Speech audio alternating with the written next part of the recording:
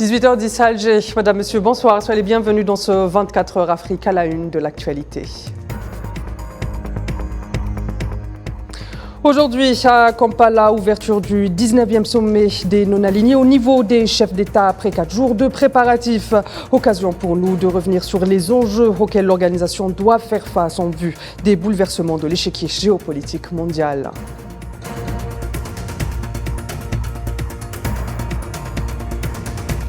Au Maroc, le roi Mohamed VI annonce une réforme en vue d'assainir la vie politique du pays après plusieurs scandales qui l'ont éclaboussé, notamment sa diplomatie, aveu d'échec ou réelle réforme. Élément de réponse dans cette édition.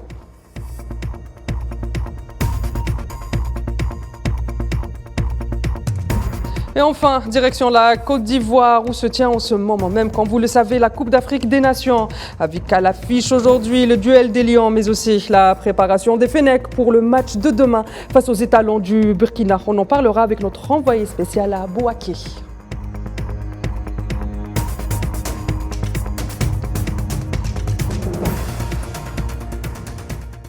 Le gouvernement burkinabé, par la voix de son porte-parole, Jean-Emmanuel Ouardego, souligne qu'un réseau qui planifiait de déstabiliser le pays a été arrêté. Il visait notamment de mettre fin à la transition et ses réformes, faisant état notamment de financements qui arrivent depuis l'étranger. Le porte-parole ajoute que des interpellations ont été faites et que des analyses techniques sont en cours.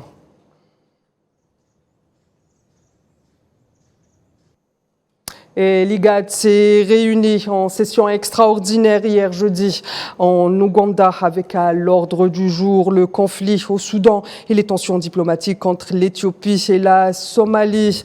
Si le gouvernement soudanais a boycotté la rencontre en raison de l'invitation envoyée par l'IGAD au chef des forces de soutien rapide, l'IGAD a appelé les deux parties du conflit armé à revenir sur la table des négociations en vue de parvenir à une désescalade dans ce dossier. Et en parallèle donc du dossier soudanais, je vous le disais en titre, les tensions diplomatiques entre l'Éthiopie et la Somalie étaient également à l'ordre du jour de cette réunion extraordinaire de l'IGAD, l'organisation qui affirme que ces développements sont une menace pour l'ensemble de la région, appelle là aussi les deux parties à la retenue et à la désescalade. Pour rappel, le 1er janvier dernier, l'Éthiopie a signé un accord surprise avec la région indépendantiste du Somaliland, lui donnant accès à la mer Rouge en contrepartie de la reconnaissance de sa souveraineté, ce qui a provoqué l'ire de Mogadiscio.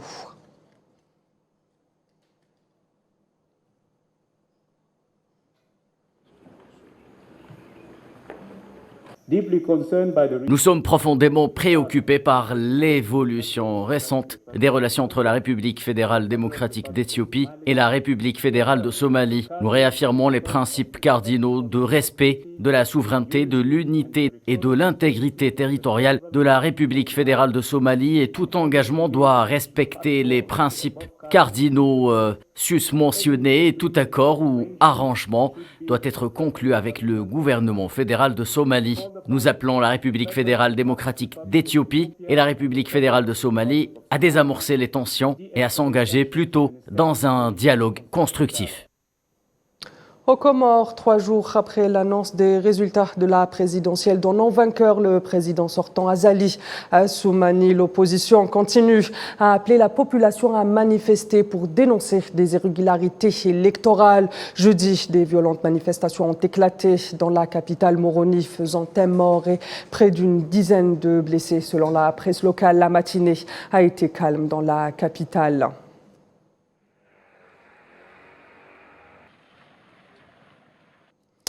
Et direction le Maroc, coup politique rime souvent avec corruption dans un contexte de condamnation importante d'élus en tout genre de Maroc Gate et de multiples scandales d'espionnage. Le roi a demandé la création d'un code de déontologie dans le but d'assainir la vie politique. S'agit-il d'une démarche sérieuse ou d'un aveu d'échec? Élément de réponse avec Khabdin Batache. Les scandales du Maroc en lien avec les affaires de corruption défrayent la chronique. Mauvais élève en la matière, le pays s'enlise dans une série de dossiers qui l'isolent de plus en plus du reste du monde sur l'échiquier géopolitique international. Après les nombreuses affaires qui ont éclaboussé l'appareil diplomatique du royaume dans le cadre de ses inlassables mais vains efforts visant à acheter des voiles internationales pour maintenir le Sahara occidental fort quant à lui de ses nombreuses victoires diplomatiques sous le joug de l'occupation.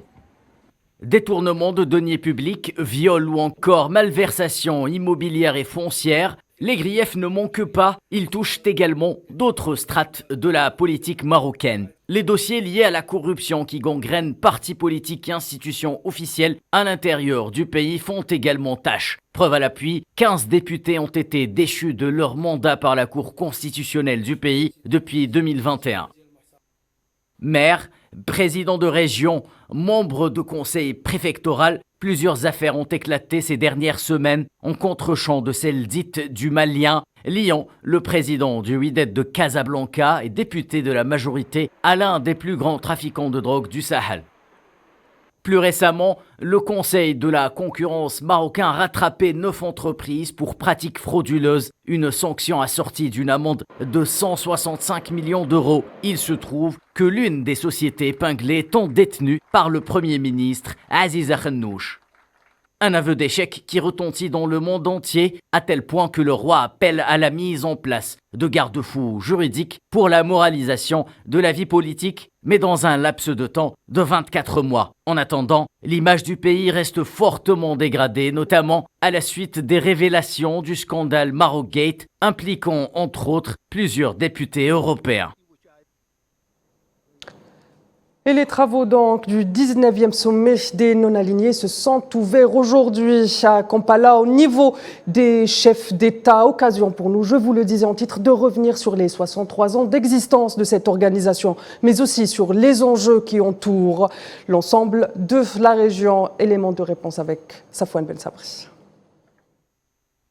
Le mouvement des non-alignés est fondé en 1961 à Belgrade, bien que son élan est déjà lancé en 1955 à Bandung. L'heure est alors à la décolonisation et à la lutte anti-impérialiste, au non-alignement sur les deux grandes puissances. Très active dans la deuxième moitié du XXe siècle, l'organisation perd de sa superbe lors de la dernière décennie du siècle. L'émergence des États-Unis comme seul pôle de puissance suite à l'effondrement de l'URSS vide l'organisation de son essence. Les membres des non-alignés se dispersent alors, certains choisissent de collaborer avec la nouvelle superpuissance, quand d'autres persistent dans la contestation au risque de s'isoler.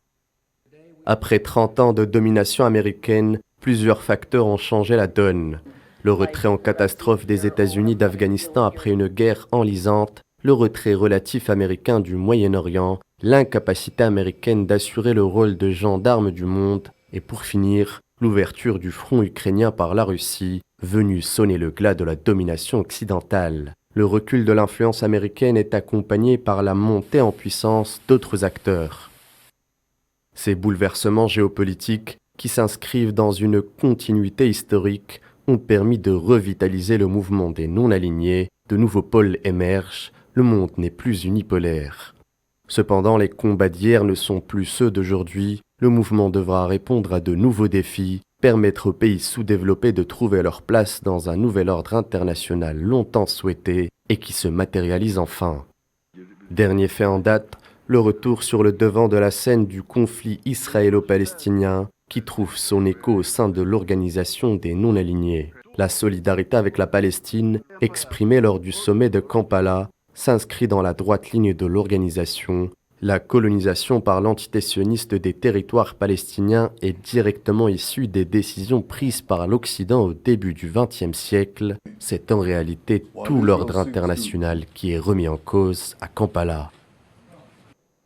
La militante sahraoui, défenseuse des droits humains, Sultana Khaya, a affirmé qu'un référendum d'autodétermination restait la seule solution plausible pour résoudre la question sahraoui, soutenant toutefois la décision du Front Polisario de reprendre la lutte armée pour la libération du Sahara occidental occupé par le Maroc après la violation par l'armée de l'occupant du cessez-le-feu en vigueur depuis 1971, avant de dénoncer les multiples violations des droits fondamentaux à l'égard des Sahraouis commises par l'occupant marocain.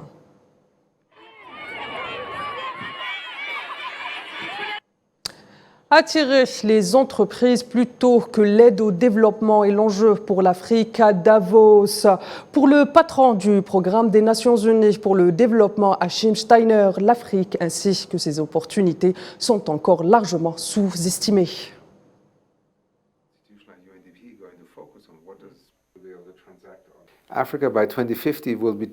En 2050, l'Afrique comptera 2 milliards d'habitants. Cela signifie qu'au moins 1 milliard de personnes supplémentaires auront besoin d'avoir accès à l'électricité dans les 30 prochaines années. Il s'agit d'un marché phénoménal pour l'investissement, mais aussi pour l'accélération du développement. Et on ouvre à présent notre dossier consacré à la CAN 2023 en Côte d'Ivoire pour commencer.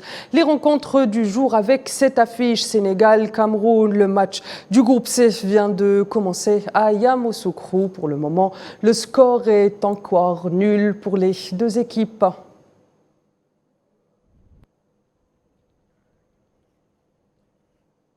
Et mot également sur l'affiche d'hier, Égypte-Ghana se sont quittés bons amis sur un score nul.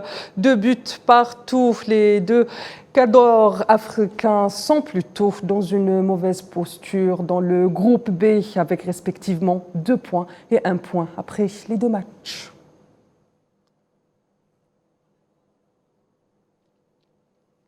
À J-1 avant d'affronter le Burkina Faso, l'équipe d'Algérie peaufine sa préparation à Bouaké. Lors d'une conférence de presse animée aujourd'hui par le sélectionneur algérien Djamel Belmadi, a déclaré que ses joueurs étaient concentrés à 100% sur le match. Démarrer un tournoi, la meilleure des manières, c'était de prendre les 3 points qui étaient 3 points, chose qui n'a pas été faite. Donc on est sur ce deuxième match, et l'idée ce sera le même objectif, de gagner. Ça ne change pas chez nous, on a toujours cet objectif de prendre le maximum de points à chaque match. Donc on va s'y atteler, Inch'Allah. Et justement, pour plus de détails, direction Bouaké, où se trouve actuellement notre envoyé spécial Faisal Salah. Bonsoir Faisal. Bonsoir Tiniane. Alors, Djamel Belmadi a déclaré aussi que les Burkina Faso étaient une équipe qui enregistrait de bons résultats en Coupe d'Afrique lors des 3 dernières éditions. Quels sont justement les points forts et les points faibles des étalons ? Écoute, le Burkina Faso est, on va dire, un adversaire redoutable ici à cette Coupe d'Afrique des Nations. À la dernière édition, elle a terminé 4e. Elle a perdu le match de la 3e place devant le Cameroun, pays hôte. Il ne faut pas oublier qu'il était avec nous lors des éliminatoires de la Coupe du Monde. Il était juste derrière. On ne les a pas battus. On a fait match nul 2 fois.